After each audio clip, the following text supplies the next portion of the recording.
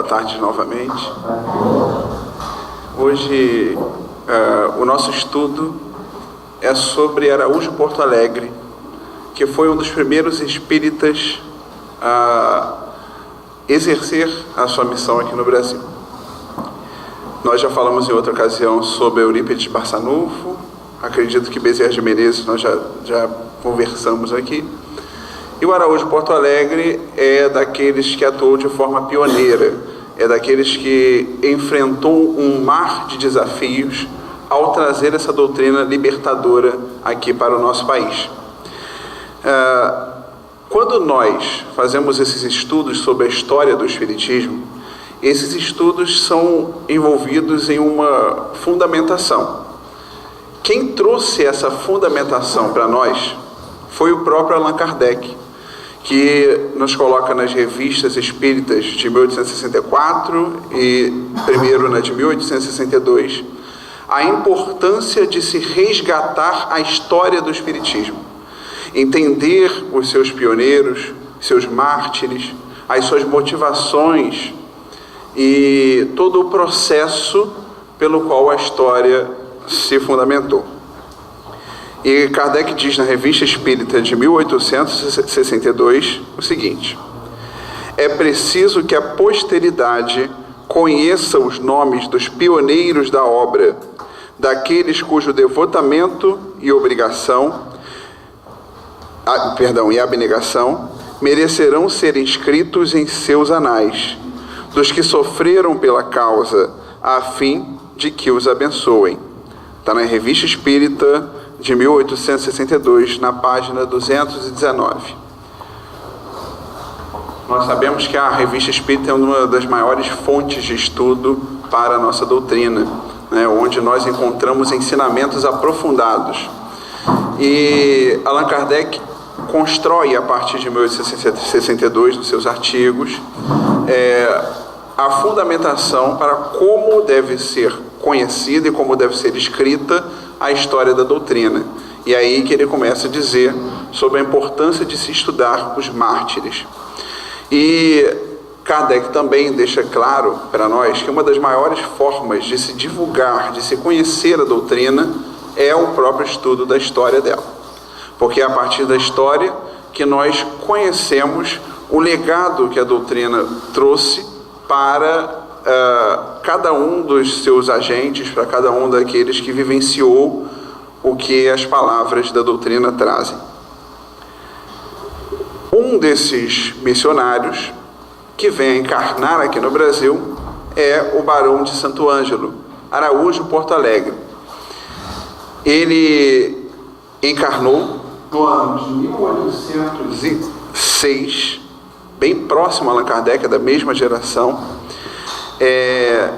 E aqui no Brasil ele ficou muito conhecido por seus talentos, pela sua intelectualidade.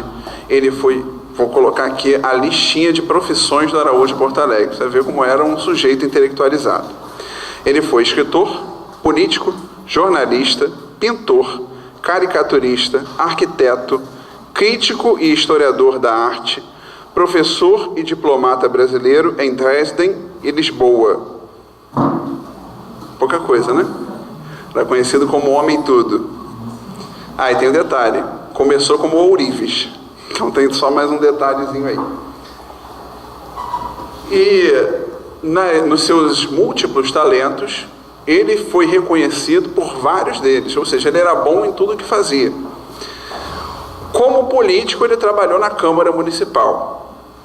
Foi membro, se eu não me engano, do Partido Conservador, mas também tinha uma inclinação para o Partido Liberal.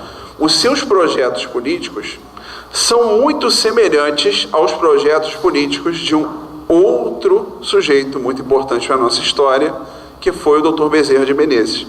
Eles nunca se conheceram, mas as suas propostas eram muito parecidas, o que faz com que a gente pense que havia um direcionamento maior por trás dessas propostas. Um dos planos que os dois tiveram em comum foi o plano para a abolição da escravidão aqui no Brasil. O Araújo Porto Alegre acreditava numa abolição mais gradual, e não essa como aconteceu, né? Acreditava que essa abolição tinha que ser organizada pelo governo, garantindo acesso à escolaridade para os filhos de escravos, garantindo subsídios também para as famílias poderem contar com algum amparo, e não essa abolição que simplesmente deixava os ex-escravos, ligados à sua própria sorte, né, abandonados no destino. E o doutor Bezerra de Menezes vem com um plano muito semelhante ao do Araújo Porto Alegre, cerca de 10, 15 anos depois. Só que com mais detalhamento, né, com algumas observações. Detalhe é que nenhum dos dois planos foi aceito, né? Você vê que esses espíritos missionários vieram para um local de muito difícil aceitação às suas ideias. Um local onde o conservadorismo, que era vinculado a crenças como o racismo, né, dificultavam a penetração dessas ideias mais sublimes que envolvem a nossa doutrina. Mas ainda assim essas ideias chegavam. E essas ideias chegavam graças à militância de homens como eles. E de mulheres, como a Anália Franco. Bom, o nosso Araújo Porto Alegre também ficou conhecido na sua carreira como grande arquiteto e pintor que era. Ele gostava muito das artes e ele estudou aqui no Rio de Janeiro com ninguém menos que Jean-Baptiste Debré, que é um dos maiores nomes da arte. Jean-Baptiste Debré, ele fundou escolas aqui no Brasil, ele fez uma viagem pelo Brasil e escreveu e pintou cenas do cotidiano brasileiro, escravismo, enfim, uma série de situações onde ele pôde registrar no seu livro Viagem Pitoresca ao Brasil todas essas cenas. Debré e Porto Alegre tiveram uma relação muito boa. Dizem uns que de pai para filho. Debré havia perdido um filho e Porto Alegre havia perdido o pai. Quando eles se encontraram, um acabou acalentando as dores do outro e criaram uma relação. Olha, aí o Araújo Porto Alegre já na fase final da sua vida. Ele viveu bastante tempo, né? Ele desencarnou com 73 anos, o que para o século XIX é muita coisa. Hoje em dia, 73 anos é uma criança ainda, né? 70, Pois é, já está com saúde, né? Firme. Bom, o Araújo Porto Alegre, ele estudou então para passar. Qual o botão? Esse aqui.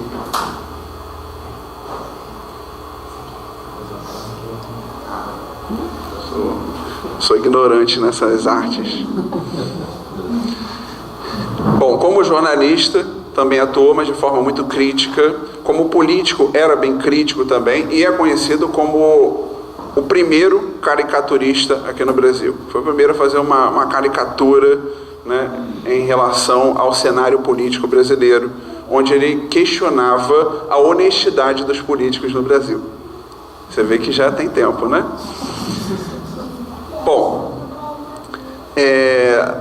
então ele começa a se destacar na sua vida quando ele pinta um retrato de Dom Pedro I, à época imperador do Brasil. Dom Pedro se alegra muito com esse retrato e decide dar uma bolsa de estudos para Porto Alegre.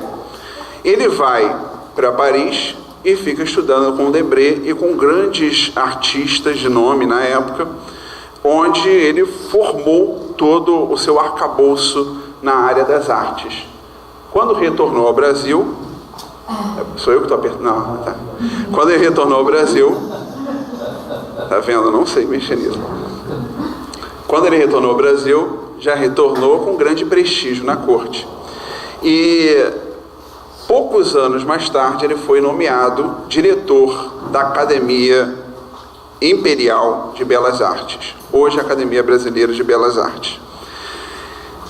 E como diretor ele fez uma grande reforma, enfim, ele era muito aberto ao novo, embora também fosse uma pessoa distante de extravagâncias. Então ele queria modernidade, mas com uma certa tradição.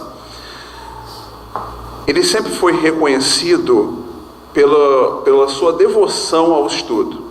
Mesmo antes de se tornar espírita, era um sujeito muito estudioso e religioso. Ele era frequentador das missas, ele era um sujeito que tinha muita amizade com os padres, né? Ele conversava sobre as escrituras, ele tinha um talento inato para isso.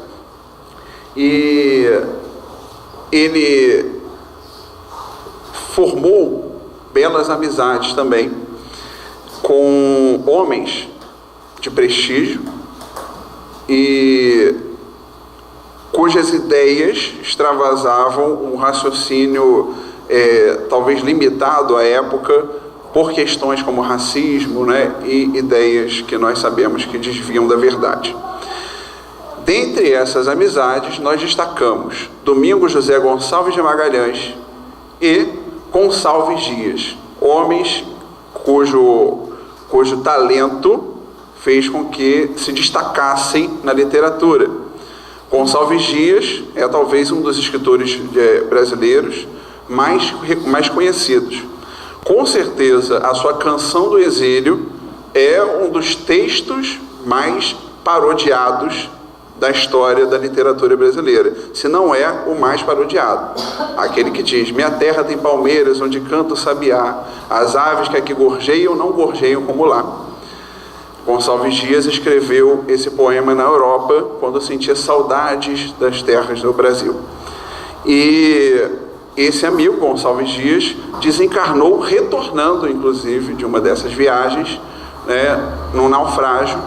Ele estava fechado no seu quarto, o navio naufragou e ele morreu, desencarnou, afogado. E desencarnou jovem, cerca de 30 ou 40 anos. Eu não tenho certeza da idade que ele desencarnou, mas deixou uma ferida aberta no peito dos amigos, incluindo Araújo Porto Alegre.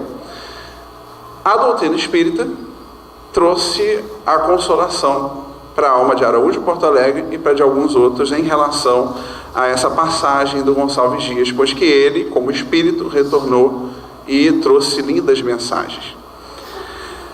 Nós chegamos a conhecer o Araújo Porto Alegre por ocasião de trabalharmos no Museu Histórico Nacional. E lá nos deparamos com um documento lindo.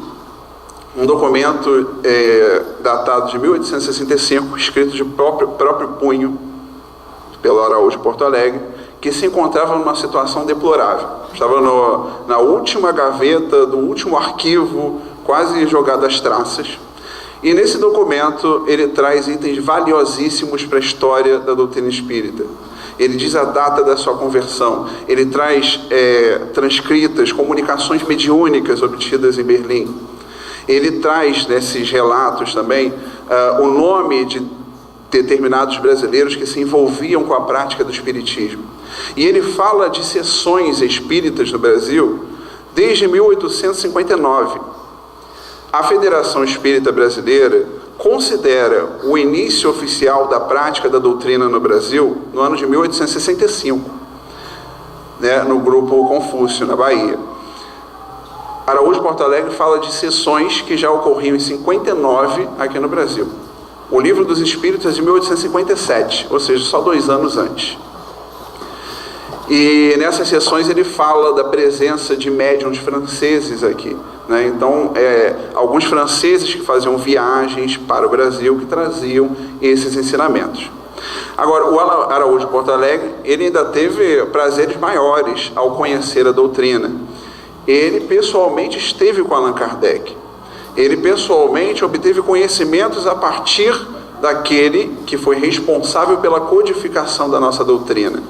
Inclusive recebeu um exemplar da Revista Espírita endereçada a ele pelo próprio Allan Kardec.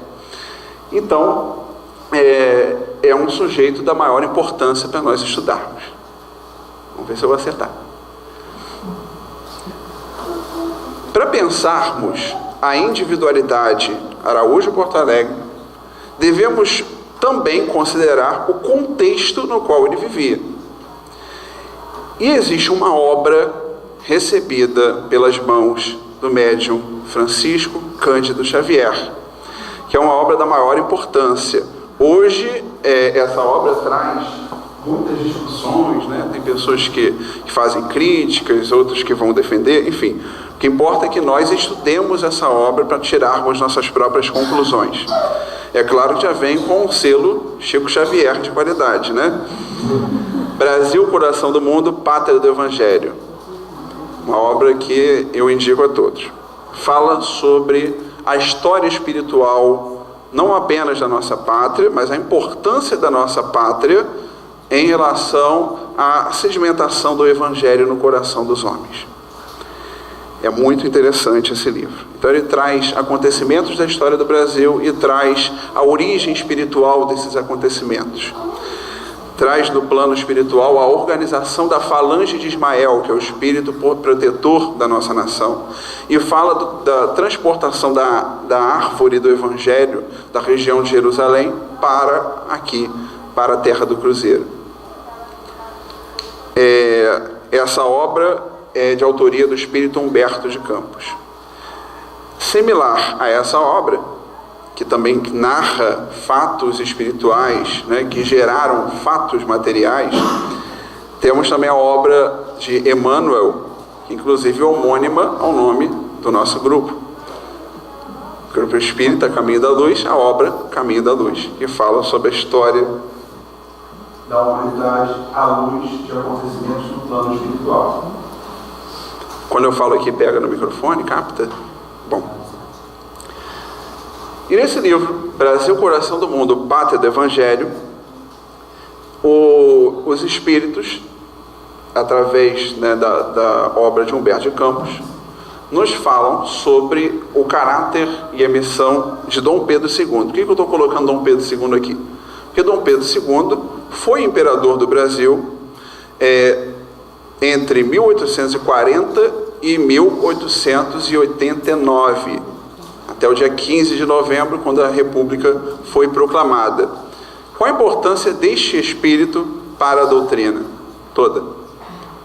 Porque, apesar da Constituição do Império ser um problema para a chegada de novas religiões ou de novas ideias filosófico-religiosas, Dom Pedro II era um sujeito muito liberal, muito tolerante e que inclusive gostava muito de estudar, gostava muito de conhecer as novas doutrinas ou ideias que surgiam. E ele foi muito aberto à prática da doutrina aqui, apesar dele mesmo não se considerar espírita. Ele sabia da existência de espíritas da corte e, além de não perseguir, ainda estimulava, ainda tinha uma curiosidade. E essa curiosidade de Dom Pedro II auxiliou muito a chegada desse tipo de ideia. A gente pode pensar assim sobre as dificuldades da doutrina durante o século XIX aqui, e vamos perceber que na Constituição de 1824, que era a que regia o Império, era permitida a liberdade de culto. Sim, era possível você cultuar algo que não fosse a religião católica, apesar da religião católica ser a religião oficial do Brasil. Agora, o seu culto não podia ter aspectos externos, você não podia demonstrar isso na sociedade. Não poderia haver nenhum templo, inclusive de utilização pública. E o Código Penal ainda era mais complicado em relação à prática de outras ideias religiosas, especialmente aquelas vinculadas ao espiritualismo, não só ao espiritismo. Então, no Código Penal se tipificava a prática de magia negra e espiritismo como crime. Inclusive botavam no mesmo parágrafo, magia negra e espiritismo. Então, houve um ataque muito forte da igreja à doutrina espírita nos primeiros momentos aqui. Quem freou um pouco desses ataques foi o imperador Dom Pedro II, né, que disse, aqui no Brasil não, aqui no Brasil a autoridade do Papa é questionada, embora a igreja seja respeitada. E nós sabemos que Dom Pedro II era um espírito de maior grandeza, inclusive nesta obra de Humberto de Campos, nos é revelado que seria a última encarnação dele aqui na Terra, ou seja, um espírito de grande envergadura. Numa reunião, no plano espiritual, há esse diálogo. Pois bem, redarguiu Jesus com grande piedade. Essa missão, se for bem cumprida por ti, constituirá a tua última romagem pelo planeta escuro da dor e do esquecimento. A tua tarefa será daquelas que requerem o máximo de renúncias e devotamentos. Serás imperador do Brasil até que ele atinja a sua perfeita maioridade como nação. Dos teus esforços se exigirá mais de meio século de lutas e dedicações permanentes. Ampara os fracos e desvalidos, corrige as leis despóticas e inaugura um novo período de progresso moral para que o povo das terras do Cruzeiro... Aí eu cortei essa parte. Mas era Jesus se direcionando ao espírito de Dom Pedro II e falando sobre a importância da sua missão. Araújo Porto Alegre se inclui nesse contexto, pois que ele era um dos espíritos que viria ladear esse espírito de Dom Pedro II para promover essas mudanças. Se por um lado ele tem o seu compromisso com a divulgação da doutrina, por outro lado ele também tem um compromisso de auxiliar no plano da lei, no plano do jornalismo, enfim, das outras atividades, a essa missão de Dom Pedro II de transformação da pátria do Evangelho. Diz ali: institui por toda parte o regime do respeito e da paz, e lembra-te da prudência e da fraternidade. Procura aliviar os padecimentos daqueles que sofrem nos martírios do cativeiro, cuja abolição se verificará nos últimos tempos do teu reinado. Tuas lides terminarão ao fim desse século, e não deves esperar a gratidão dos teus contemporâneos. Ao fim delas, serás alijado da tua posição por aqueles mesmos a quem proporcionares os elementos de cultura e liberdade. Então, a previsão do que aconteceria com o imperador Dom Pedro II, que, para além de imperador, era um espírito de uma grande envergadura. Aí uma reunião no plano espiritual, onde Ismael profere um discurso àqueles que iriam encarnar em meados do século XIX para essa missão gloriosa. Em 1830, esse discurso é do momento onde o Adolfo Bezerra de Menezes, Dr. Bezerra de Menezes, vai encarnar. Então ele reúne os espíritos desencarnados em torno de Dr. Bezerra de Menezes e aqueles encarnados em desdobramento para essas palavras importantes.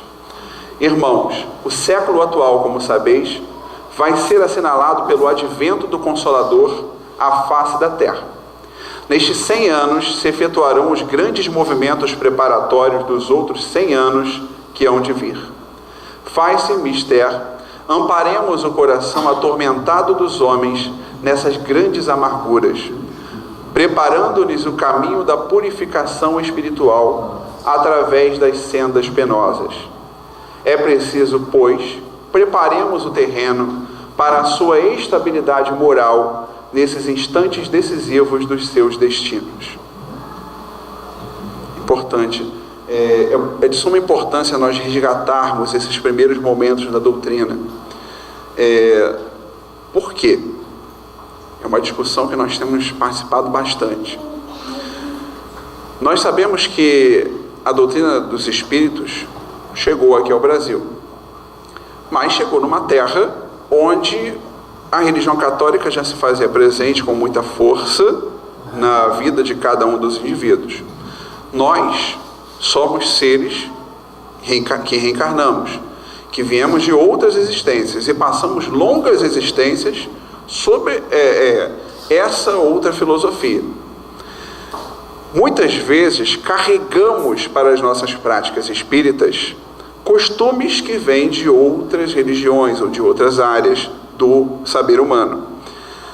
E hoje presenciamos, muitas vezes, em muitas regiões, no movimento espírita, algumas práticas que acabam se diferindo ou destoando. Por isso, hoje, a importância de nós resgatarmos aquilo que está dito no primeiro momento. Os escritos de Allan Kardec, as obras básicas da doutrina devem ser estudadas e de forma constante. Eu ouvi na Rádio Rio de Janeiro esses dias que nós presenciamos hoje duas doutrinas: a doutrina dos espíritos e a doutrina dos espíritas. E a gente tem que tomar cuidado com isso. Raul Teixeira, também em uma palestra, nos disse que o movimento espírita no Brasil cresceu muito em quantidade, mas deixou a desejar em qualidade. São palavras importantes para que nós possamos meditar. Por isso, retomar as origens é muito importante para nós. Concentraremos agora os nossos esforços na terra do Evangelho, para que possamos plantar no coração de seus filhos as sementes benditas que mais tarde frutificarão no solo abençoado do Cruzeiro. Alguns dos nossos auxiliares já se encontram na terra, esperando o toque de reunir de nossas falanges, de trabalhadores devotados, sob a direção compassiva e misericordiosa do Divino Mestre. E aqui nós separamos os nomes de alguns dos missionários que encarnaram aqui em nossa pátria. E temos ali, com mais destaque, Bezerra de Menezes, Araújo Porto Alegre, Anália Franco, Bento Mori, Vicente Martins, Marquês de Olinda, Visconde de Uberaba, Barão de Capanema. Olha, são tantos. Eu, particularmente, quando fui fazer essa pesquisa, não conhecia nem metade. Claro, aqueles de mais destaque, Bezerra de Menezes, né, Anália Franco, tudo bem. Agora, saber que o Marquês de Olinda teve qualquer coisa a ver com a doutrina espírita, não imaginava, tá? Bom, Araújo Porto Alegre mesmo, eu só lembrava do nome da rua, ali no centro do Rio, aí todo mundo conhece.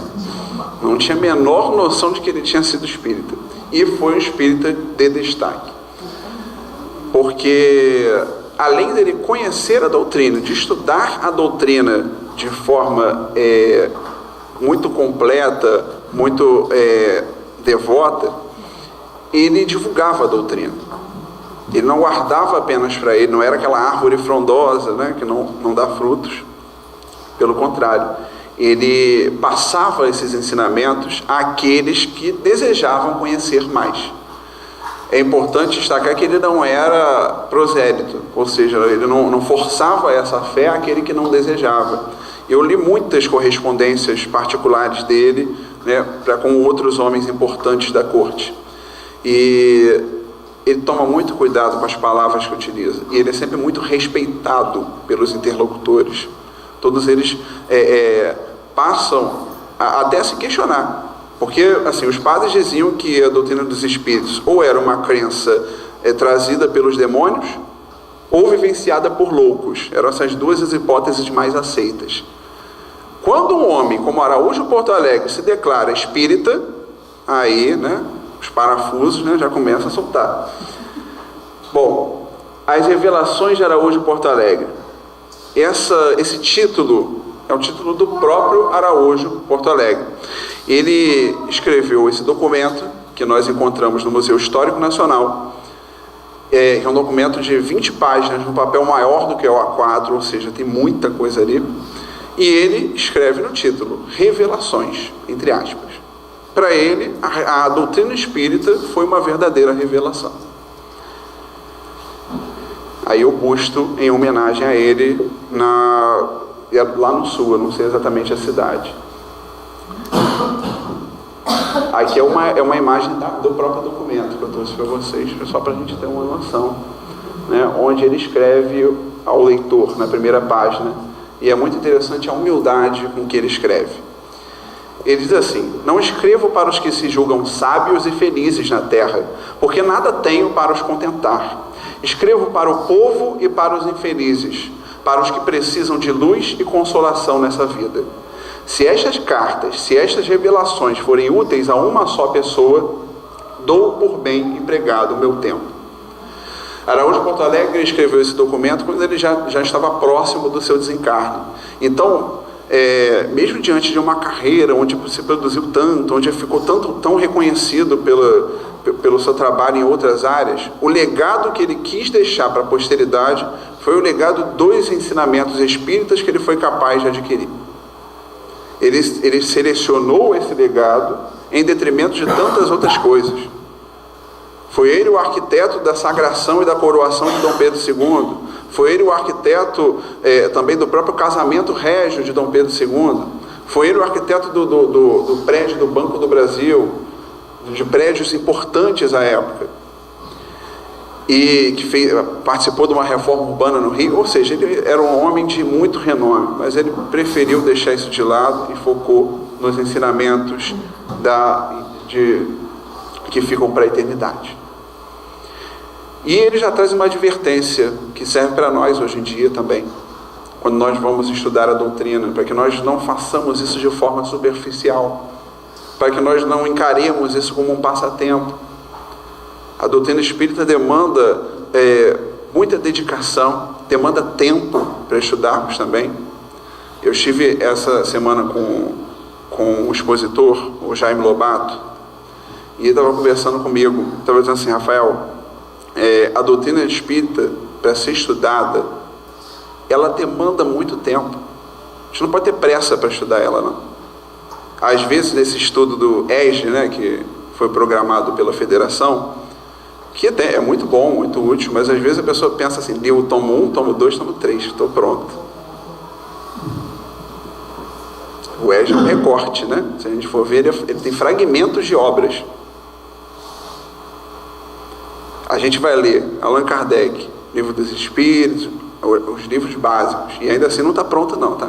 Vai lendo mais e mais e mais, e quando terminar de ler tudo que Allan Kardec escreveu, se der para fazer isso numa encarnação só, incluindo revista espírita, ainda tem mais coisa. Até porque Kardec diz: não considere a doutrina pronta. Ela está sujeita a críticas, ela está sujeita a novas construções, novos conhecimentos, não é isso?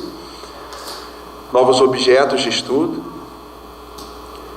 Ninguém empreenda esses estudos tão graves e tão úteis por mera curiosidade, ou para obter impossíveis, porque nada obterá, se for esse o intuito. Os que não creem na onipotência e infinita bondade de Deus e na vida eterna, nada alcançarão, porque esses creem nesta vida e nela vem a verdade. Aqueles que são cegos pelos olhos do materialismo, né? E que não enxergam a verdadeira verdade, ou que não buscam conhecer essa verdade. E aí ele faz, no seu relato, ele vai trazer, né, o nosso selo de garantia. Comecei a ler as obras de Messê Allan Kardec, principiando pelo Livro dos Espíritos, que me deu muito prazer pela novidade. Porque naquela época, a construção dos saberes espíritas era algo ainda muito confuso, né? Havia autores falando sobre um tal espiritismo, um outro sobre o espiritualismo de uma forma, ou seja, havia muitas formulações sobre o advento, sobre a chegada de forma mais, como é que eu posso dizer assim, em um número maior, né, dos espíritos nas suas manifestações. Nós sabemos que na França, no século XIX, as mesas girantes foram um fenômeno. É claro, fenômenos envolvendo a atuação de espíritos, eles já existem desde sempre. Mas, no século XIX, em dado momento, especialmente na metade do século XIX, esses fenômenos se intensificaram em um mesmo local. Arthur Conan Doyle, né, que é conhecido apenas como criador do Sherlock Holmes, mas que foi um dos maiores espíritas que nós já tivemos a oportunidade de conhecer, escreveu um livro chamado História do Espiritismo. E ele chama essa presença dos espíritos no século XIX de uma verdadeira invasão organizada pelo plano mais alto, pois que era chegada a hora da codificação dos ensinamentos da doutrina. E assim, haviam muitos autores, e Allan Kardec, aos olhos da matéria, era só mais um desses autores.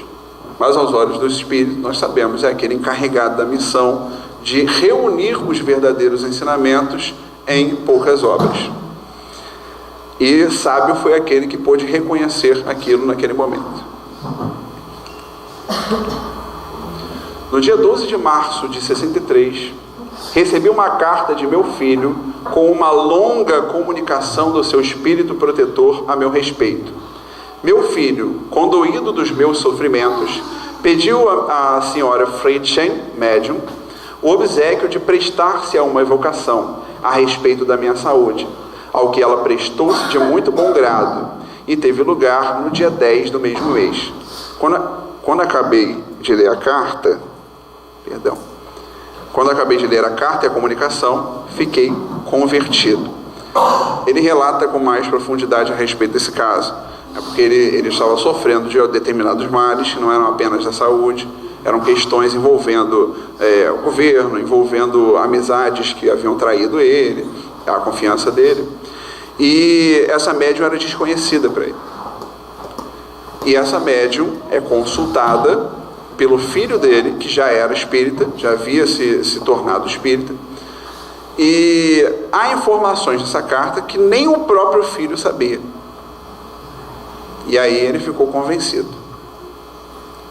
Araújo Porto Alegre já se inclinava para estudar o espiritismo, ele já pensava em estudar o espiritismo como fenômeno, mas ele não se declarava espírita convicto, até que essa mensagem apareceu. Ele diz para a gente que em 59 participou de algumas sessões mediúnicas aqui no Rio de Janeiro e fala sobre uma sessão que particularmente havia impactado a sua intelectualidade. Havia um senhor chamado Domingos José Gonçalves de Magalhães, que escreveu esse livro aqui, raríssimo, muito difícil de encontrar, Fatos do Espírito Humano. É um livro sobre filosofia, fala sobre o materialismo e fala sobre o espiritualismo, né? É muito interessante. O Domingos José Gonçalves de Magalhães era um amigo do Porto Alegre e ele era magnetizador. A gente sabe que o magnetismo e o espiritismo são ciências afins, não é isso? O magnetismo é tido como a aurora do espiritismo. Kardec, inclusive, quando desencarnou, ele estava escrevendo uma obra chamada Magnetismo e o Espiritismo. Parte dessa obra foi publicada em obras póstumas. Parte desse material que Allan Kardec estava reunindo foi publicado em obras póstumas. Enfim.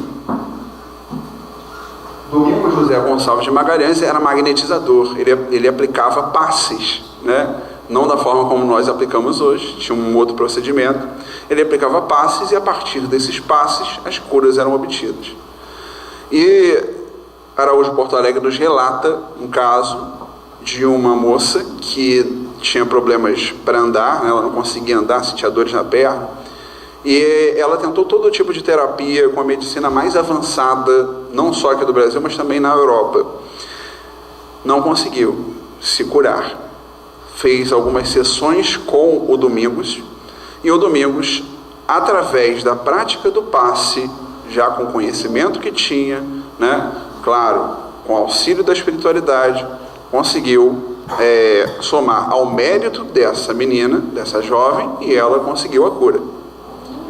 Esse fato foi um fato que escandalizou a Academia Imperial de Medicina. A Academia Imperial de Medicina mandou uma delegação de médicos para poder averiguar esse procedimento das curas. Da comitiva, 2 dos médicos voltaram convertidos ao magnetismo e mais tarde ao espiritismo. Os outros foram questionar, produziram um relatório onde eles diziam que não entendiam por que aquela cura foi obtida, mas não questionavam mais o método. Então, a invasão organizada dos espíritos estava dando certo.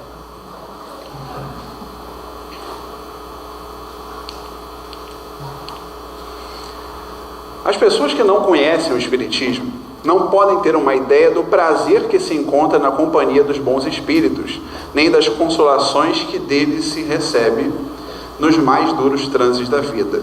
É uma nova existência. É o sentido mais completo do que Allan Kardec nos propõe nos seus escritos. Muitos se perguntam, né, o que é a doutrina espírita, porque ela tem 3 aspectos: a ciência, a religião e a filosofia. É uma religião? É ou não é? A gente sempre fica nessa questão, que Allan Kardec já respondeu há muito tempo.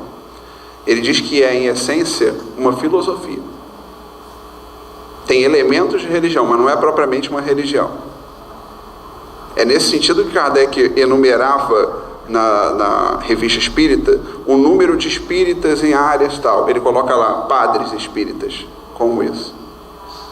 porque eram padres que acreditavam verdades como a reencarnação, acreditavam na mediunidade, acreditavam na comunicabilidade dos espíritos, e não deixavam de ser padres por isso. Os espíritas ingleses não acreditavam em reencarnação, mas acreditavam em todo o resto do conjunto de ideias que nós conhecemos na doutrina dos espíritos. Kardec também se referia a eles como espíritas.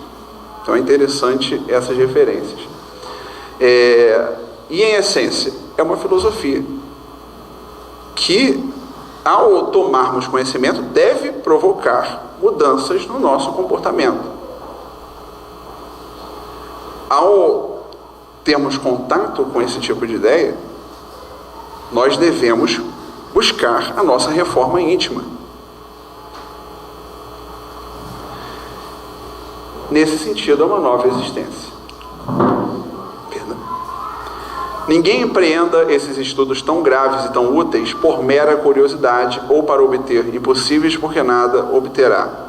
Isso a gente já viu. Pelo Espiritismo se alcançam grandes bens.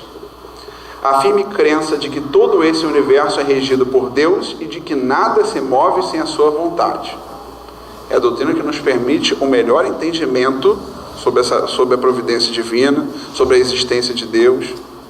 Já vem com a primeira e mais brilhante pergunta: o que é Deus? Né? Na primeira pergunta do Livro dos Espíritos. Kardec escolhe muito bem as palavras, né? E é a partir dos ensinos dos Espíritos que nós conseguimos entender o Deus soberanamente justo e bom. É a partir desse entendimento da doutrina que nós compreendemos a divindade, ou buscamos compreender, buscamos alcançar a divindade a partir da sua obra. A convicção profunda de que Jesus Cristo é Filho do mesmo Deus e de que por Ele foi mandado para nos ensinar o verdadeiro caminho da felicidade nesta e na outra vida. O conhecimento perfeito de que a base da religião cristã é verdadeira. Por quê? Se a gente for colocar as ações da igreja ao longo da história, se a gente for colocar determinadas interpretações da Escritura que se davam à época, a gente vai ver que a religião cristã apresentava aos olhos da razão uma grande fragilidade. Até que Allan Kardec, através dos seus estudos e através, é claro, da ação orquestrada pelos Espíritos, pôde demonstrar para nós de forma que atende aos princípios da razão, que a doutrina cristã é uma doutrina verdadeira e uma doutrina muito bem fundamentada, com base nos entendimentos que os Espíritos trouxeram para nós. A certeza de que depois desta vida há outra, em que seremos julgados segundo as nossas obras. E o esclarecimento de muitos pontos da Escritura e de suas extraordinárias verdades. O Evangelho segundo o Espiritismo, né, já é a obra-chave para esse item que ele nos colocou. Inclusive o Evangelho segundo o Espiritismo tinha saído pouco tempo antes, né? Ele escreveu em 65, o Evangelho segundo o Espiritismo, se não me engano, é de 62, posso estar enganado quanto à data, mas acredito que é 62. A preciosa convicção de que a felicidade não está nos bens e posições terrestres, mas somente na paz da consciência. O grande bem de não invejarmos a sorte dos outros e o de sabermos sofrer com paciência e resignação as contrariedades da vida, que é uma doutrina que é consoladora e esclarecedora. E ela traz para nós a sabedoria para que nós possamos enfrentar as nossas dificuldades com resignação, aceitando-as, abraçando-as e utilizando-as para o nosso próprio crescimento. Ele é muito da frase, eu lembro do Luiz, eu lembro muito de Nina, né? Nina e Peixotinho, né? A família Peixoto. E Peixotinho, ele possuía asma, né? E diante do entendimento do que essa doença significava para ele, ele sempre dizia: bendita asma que me liberta. Toda vez que ele tinha uma crise, ele dizia isso. Ao invés de praguejar, bendita asma que me liberta. E numa outra encarnação ele havia né, provocado inúmeras mortes por afogamento, enfim, causando problemas a outros espíritos, e aí nessa encarnação a asma vinha para depurar, para que ele pudesse pagar o que havia feito no passado.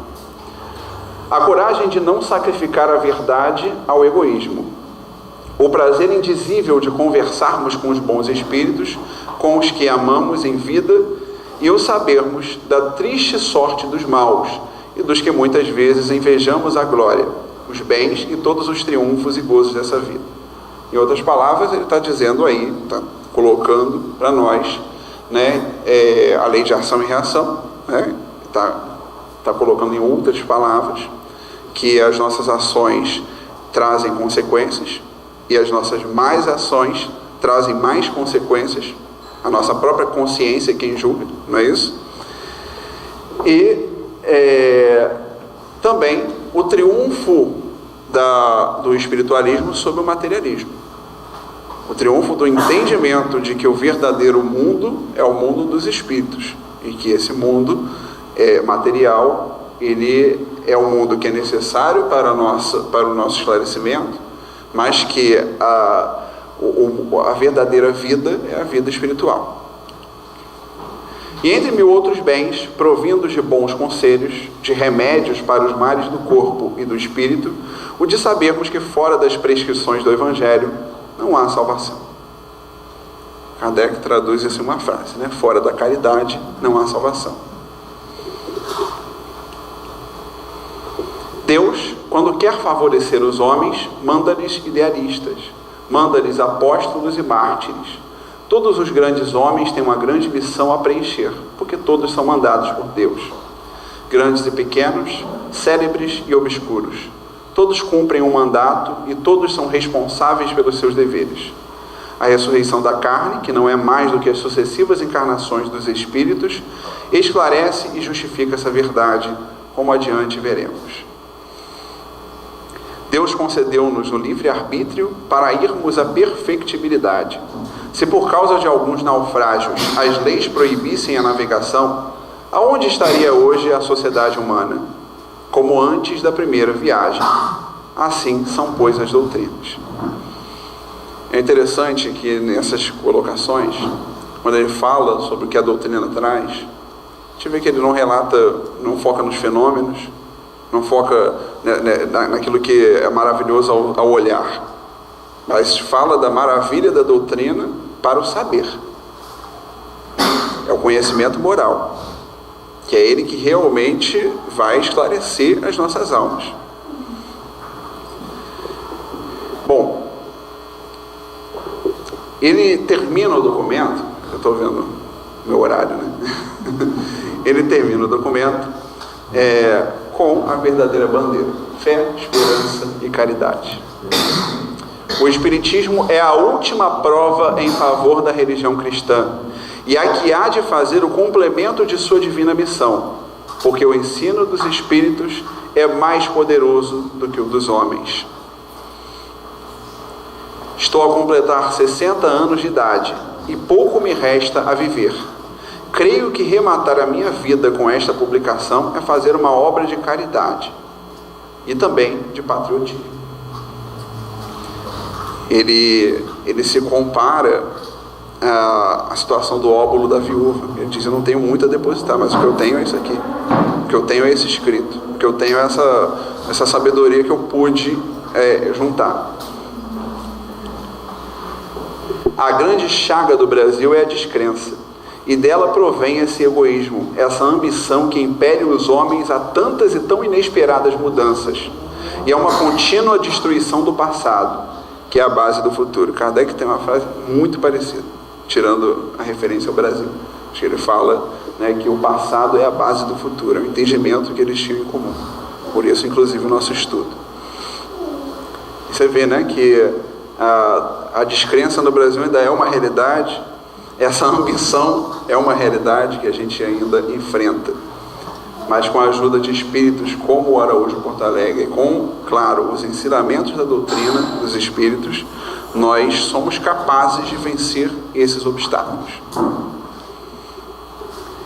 Ele traz também fragmentos das sessões mediúnicas que foram obtidas em Berlim. Era muito comum brasileiros se hospedarem na casa dele, inclusive o próprio imperador. Era muito comum brasileiros pedirem a ele notícias também da Europa. Ele trocava muitas correspondências, inclusive com a princesa Isabel. Perguntou muito sobre a doutrina dos espíritos. Ela era muito curiosa para saber quem era o espírito protetor dela, quem era o espírito guia, né? Enfim. E aí, nessas sessões mediúnicas, verdadeiros achados. Um tempo eu não vou poder falar de todos, mas vou falar pelo menos de uma ou duas comunicações. A primeira coloca que no mundo dos espíritos o estado é mais do que o lugar, porque os espíritos não estão adstritos aos lugares como os mortais. A gente se preocupa às vezes muito em entender no plano espiritual a localização disso, daquela colônia, daquela... O estado mental é que nos diz a localização, não é isso? O filme nosso lá tem uma sacada muito interessante no final, né, que é, claro, por causa da obra, né, do André Luiz, mas que é muito bem colocada nos efeitos visuais, que é o momento onde André Luiz vai visitar a casa onde estava a sua família do plano terrestre e se depara com aquela situação que a sua esposa havia se casado novamente, né, onde ele fica angustiado pela primeira vez, né, quando ele vai visitá-lo lá. E imediatamente ele vai parar naquele cenário do umbral, né? No filme mostra muito bem essa situação, porque é o fenômeno da mente. A nossa mente é que nos coloca, nos leva aos lugares mentais que nós projetamos no plano espiritual. Os espíritos não conhecem distância, podem perceber o grande número de estados felizes nos diferentes universos, assim como o homem rico do Novo Testamento pôde ver Lázaro no seio de Abraão, e como já neste mundo vê a vidente ou a sonâmbula lúcida. O estado não depende dos lugares no mundo dos espíritos, como entre os mortais, porque o estado, graças ao pensamento, se estende à ubiquidade mais ou menos perfeita. E é um texto muito profundo, né? Olha o espírito que falou isso. O espírito de Vasco da Gama. 31 de março de 1863, e por acaso veio se revelar como guia, né, o espírito mentor do Araújo Porto Alegre, e em diversas outras sessões trouxe grandes ensinamentos para o Barão de Santo Ângelo. E é uma outra mensagem que eu achei muito interessante também, onde eles perguntam ao espírito qual a melhor definição para espírito. O que é o espírito?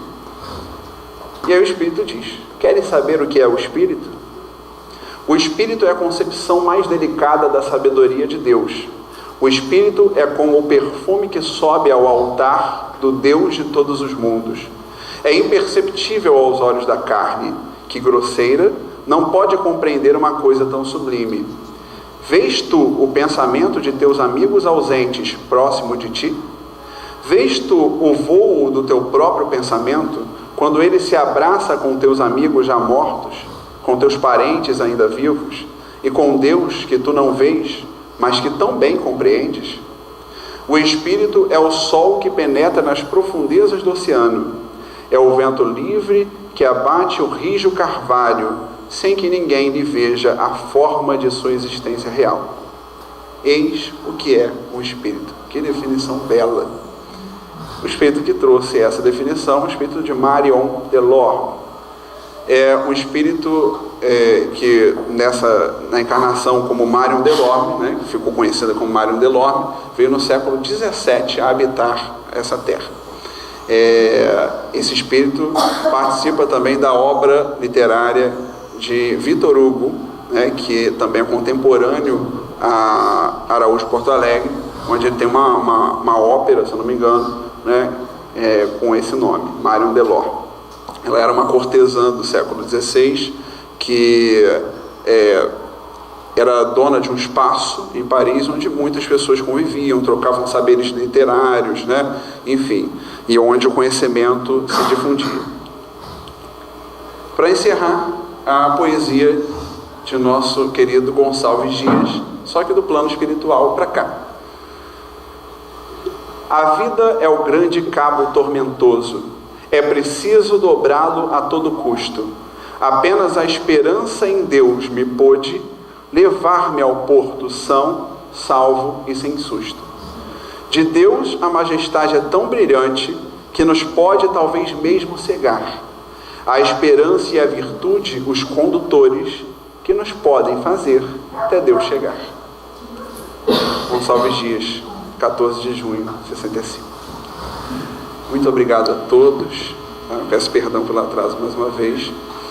E é isso. Esse é só um estudo preliminar sobre a tarefa desse grande missionário que foi a Araújo, Porto Alegre. Ainda faltam pelo menos umas 20 cartas para estudar. Um abraço a todos. Muita paz.